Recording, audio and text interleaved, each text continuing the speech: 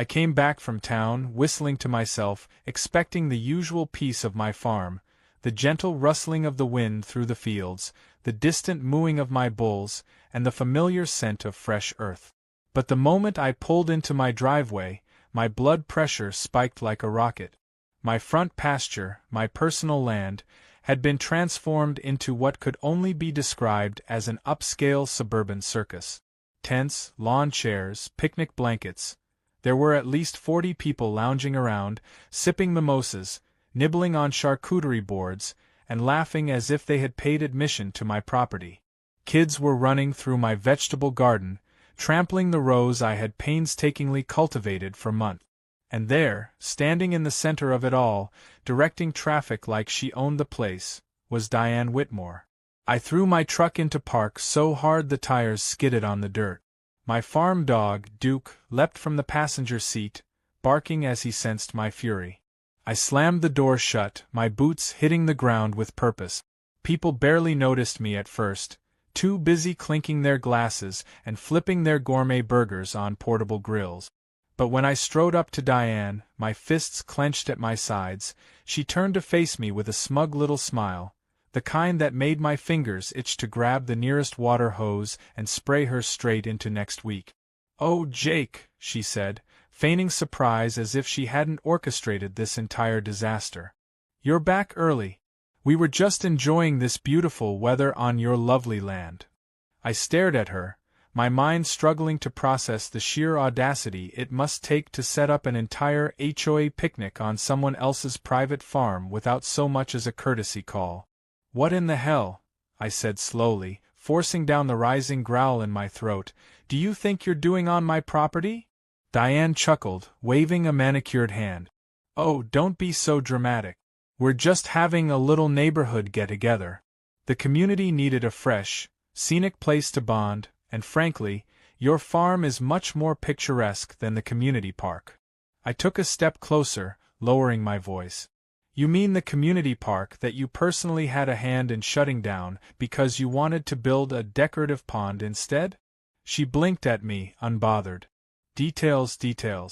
The point is, we needed a spot, and your farm is just sitting here with all this unused space." "Unused space?" I clenched my jaw so hard my teeth ached. "Diane, do you understand the concept of private property? You can't just waltz in here with your wine club and throw a damn festival in my yard." She sighed, exasperated, as if I were a stubborn child throwing a tantrum over something trivial. "Oh, Jake, stop being so territorial. You've got all these acres and nothing to do with them. Honestly, it's selfish of you not to share. Think of this as an opportunity for some goodwill with the community." I glanced around at the scene. There was an elderly woman setting up a badminton net between two of my fence posts. A group of dads was tossing a football dangerously close to my chicken coop. 2 kids were chasing my barn cat, and some man in cargo shorts was examining my tractor like he was about to put it up for auction. I took a deep breath, my pulse pounding. "I'm going to give you exactly 5 minutes to clear out." Diane rolled her eyes. "Oh, don't be ridiculous. We'll be done in a few hours. Just go inside, take a nap or something. You'll barely notice we're here." I smiled then. A slow, knowing smile that made Diane's confidence falter for the first time since I had arrived. "All right," I said, nodding. "If you won't leave willingly, I'll handle it my way." Without another word, I turned on my heel and strode toward the barn. My bulls had been locked up all day, restless, eager for some open space to stretch their legs. I had been planning on letting them out into the south pasture later in the evening, but plans change. I reached the heavy wooden gate and unlatched it with a satisfying click. The bulls snorted, sensing their freedom, their massive hooves stamping against the dirt. These weren't your friendly, docile dairy cows. These were bulls, all muscle, horns, and attitude, and they weren't used to unexpected guests in their territory. Behind me, I heard Diane still prattling on about how I needed to embrace the spirit of hospitality. That was when I swung the gate wide open. A beat of silence. Then, with a rumbling sound like distant thunder, the bulls surged forward. Screams erupted across the picnic. Lawn chairs toppled. Wine glasses shattered. Someone knocked over an entire folding table as they scrambled to run. A man dove headfirst into a kiddie pool meant for the toddlers. Diane shrieked, her designer sun hat flying off as she tried to sprint in her high heels. She didn't get far. Her foot got caught in a discarded picnic blanket, sending her sprawling face-first into the dirt. My bulls, uninterested in actual violence, merely stomped through the chaos, tossing their heads, snorting, and generally ensuring that nobody had the opportunity to feel too comfortable trespassing on my land ever again. A man who had previously been grilling steak was now attempting to scale my fence with nothing but a pair of tongs in his hand. Another woman had thrown herself into a bush, where she remained, trembling, watching the bulls as though they were fire-breathing dragons. And standing in the middle of it all, now covered in mud, her sundress torn at the hem, was Diane. Her face was red with fury, her eyes locked onto me like she was preparing to personally draft 100 lawsuits. "This isn't over, Jake," she screeched, shaking a fist as if she were some kind of cartoon villain. "You think you can intimidate me? You have no idea who you're messing with." I leaned against the fence, calm as ever, tipping my hat back as I surveyed the destruction. "Well, Diane," I drawled, "I reckon now you'll think twice before planning any more surprise picnics on my farm." And with that, I whistled for Duke, turned on my heel, and walked back toward the house, leaving Diane and her HOA circus to figure out how to escape their very unexpected bull run.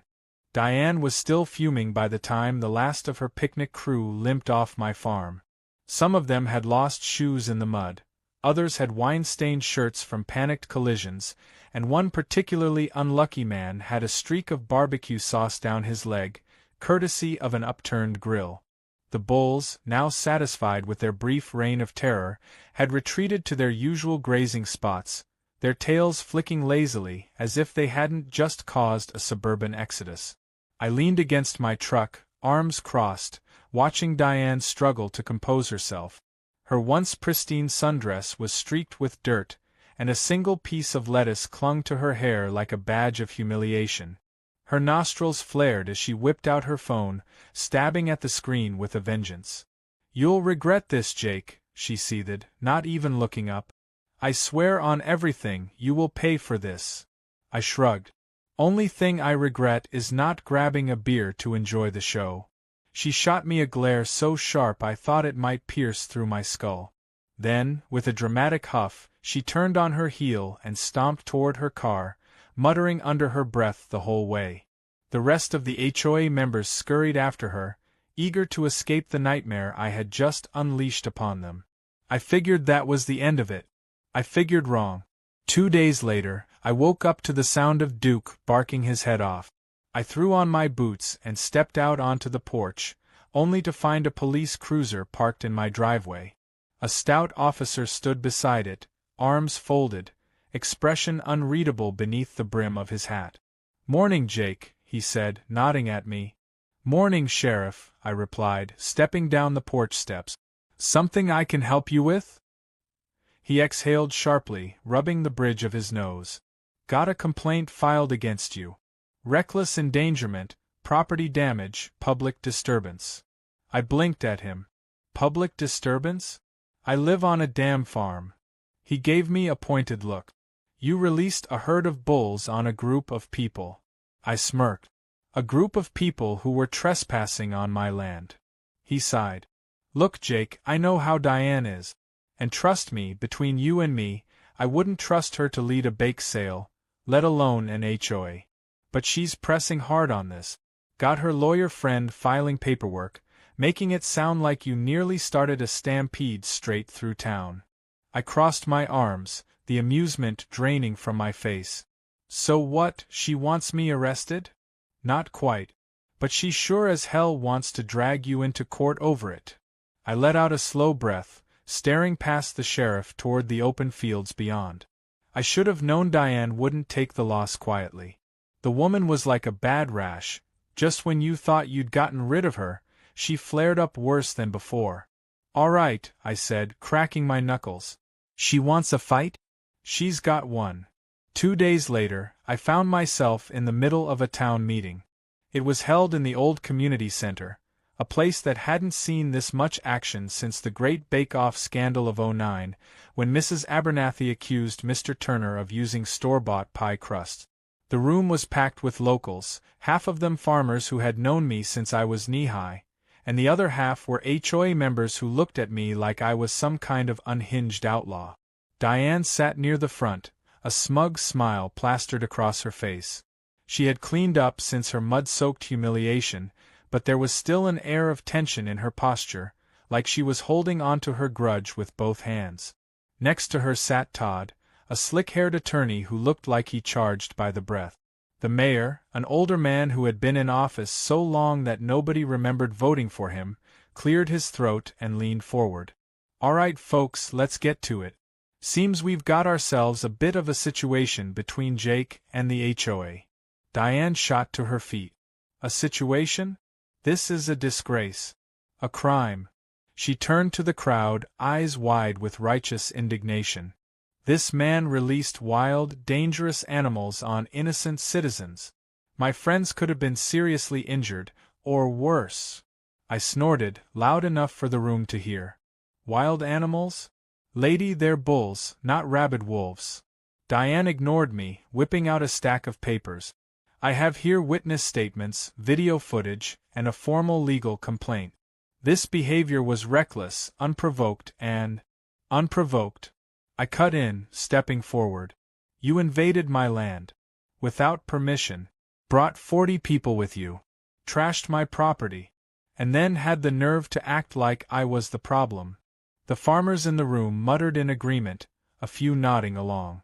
The HOA folks, however, whispered amongst themselves like I was some kind of danger to society.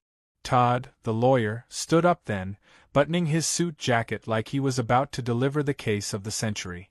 "Mr. Simmons," he said smoothly, "do you deny that you intentionally released aggressive livestock in response to this gathering?" I tilted my head. "Do you deny that your client was trespassing?" Todd gave a tight-lipped smile. "My client was under the impression that this land was community space." I barked out a laugh. "Community space? You mean my land, the land I pay taxes on, the land I own." Diane huffed.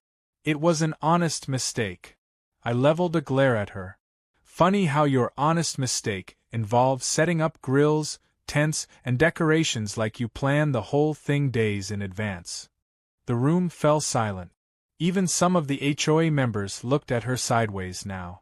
The mayor sighed, rubbing his temples. "All right, here's what I see. Diane, you and your HOA folks were in the wrong for using Jake's land without permission. Jake, you probably shouldn't have let loose a bunch of bulls in response, but honestly, I can't say I wouldn't have done the same." A few chuckles rippled through the room. The mayor turned to Diane. "Drop the charges, Diane.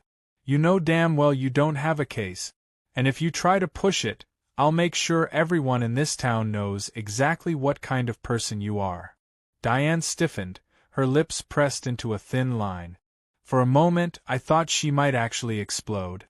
But instead, she let out a sharp breath and gave a tight nod. "Fine. But this isn't over." I smirked.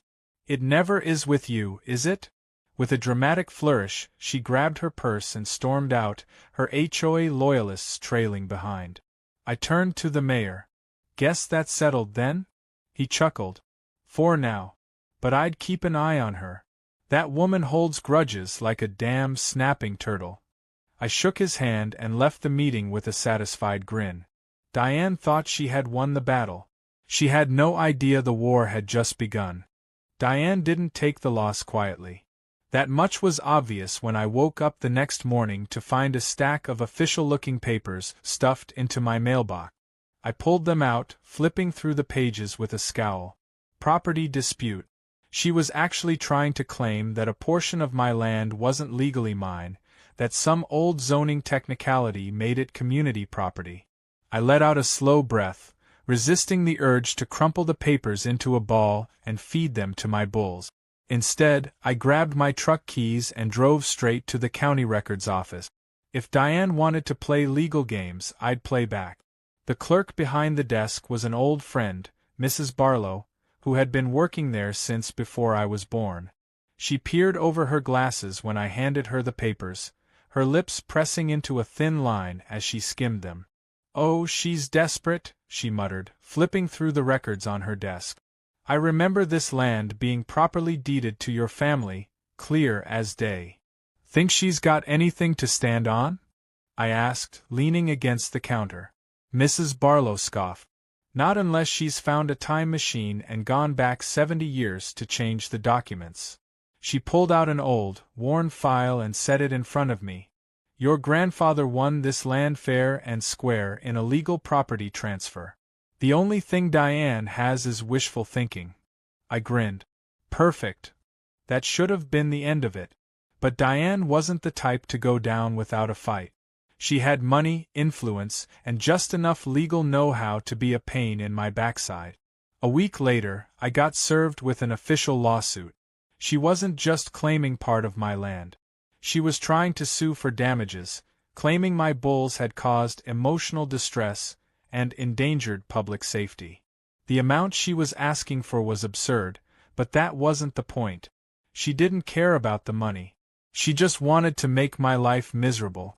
I wasn't about to let her win. I hired my own lawyer, an old cowboy named Ed who had been handling cases like this longer than Diane had been alive. He was the type of guy who showed up to court in a BOLO tie and cowboy boots, unimpressed by fancy legal jargon. When we sat down to go over the case, he just chuckled. "She's grasping at straws," he said, flipping through the lawsuit papers. "She's hoping you'll settle just to make her go away." "She doesn't know me very well, does she?" I said, cracking my knuckles. Ed smirked. "No, but she's about to learn." The court date was set, and the whole town was buzzing about it. Folks took sides, half of them rooting for me, the other half whispering about how Diane was just trying to civilize the area. It was ridiculous. The woman moved to a farm town and then got mad that she lived next to a farm. On the day of the hearing, the courtroom was packed.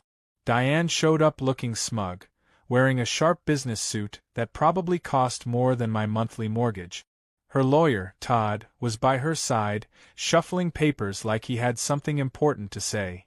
Ed leaned over to me and whispered, "You ready for some fun?" I grinned. "Always." The judge, an older man who had probably heard every ridiculous case under the sun, sighed as he looked at the paperwork in front of him. "All right, let's get to it. Ms. Whitmore, you're claiming damages against Mr. Simmons due to an incident on his property." Diane stood up, smoothing down her blazer. "Yes, Your Honor. Mr. Simmons released aggressive livestock on a group of unsuspecting residents, creating a dangerous situation that could have resulted in serious harm." The judge turned to me. "Mr. Simmons, is this true?" I stood, tipping my hat slightly. "Your Honor, my land was trespassed on by Ms. Whitmore and her guests, without my permission. I took reasonable action to reclaim my property." Todd scoffed. "Reasonable? You set bulls loose on a group of civilians." Ed leaned forward. "Your Honor, may I submit evidence?" The judge nodded, and Ed pulled out a large envelope, sliding it across the desk. The judge opened it and pulled out a series of photographs, clear as day, showing Diane and her group setting up their picnic, hauling in grills, setting up tables. One particularly damning picture showed Diane smiling proudly as she held up a bottle of wine, posing next to a handmade banner that read, "HOA Spring Gathering." The judge frowned. "Ms. Whitmore, this doesn't look like an accident. It looks like a planned event." Diane shifted uncomfortably. "It was a misunderstanding." Ed smirked. "Your Honor, we also have signed statements from multiple witnesses, neighbors who were invited to this event, confirming that Ms. Whitmore knowingly set up this gathering on Mr. Simmons' land without permission." The judge looked unimpressed. "Ms. Whitmore, you trespassed on private property. You do not have a legal right to be there. And as for the aggressive livestock," he sighed, rubbing his temples, "it's a farm. Livestock exists on farms." Todd scrambled to salvage the case. Your Honor, my client was unaware that the land was private property. The judge cut him off. Are you seriously telling me that your client didn't know that the fenced-in farm with barns, crops, and animals wasn't private property? Todd hesitated, then sat back down. The judge shook his head. Case dismissed. And Ms. Whitmore, I'd suggest you learn the difference between community spaces and personal property before wasting the court's time again. The gavel came down. Just like that, it was over. Diane turned bright red, her mouth opening and closing like she wanted to argue, but no words came out. Finally, she grabbed her purse and stormed out, her heels clicking angrily against the floor. I stepped outside, inhaling the fresh air. The town folks who had gathered outside clapped me on the back, laughing and shaking my hand. She really thought she was gonna win that one, Ed chuckled, adjusting his hat. She'll be back, I said, stretching. People like her always are. And I was right. Diane didn't give up. But she never tried to take my land again. Instead, she settled for passive-aggressive notes, unnecessary HOA regulations, and the occasional complaint to the town board about the smell of my farm animals. In response, I made sure to place my new chicken coop as close to the HOA property line as possible. I figured if Diane wanted to live near a farm, she ought to get the full experience.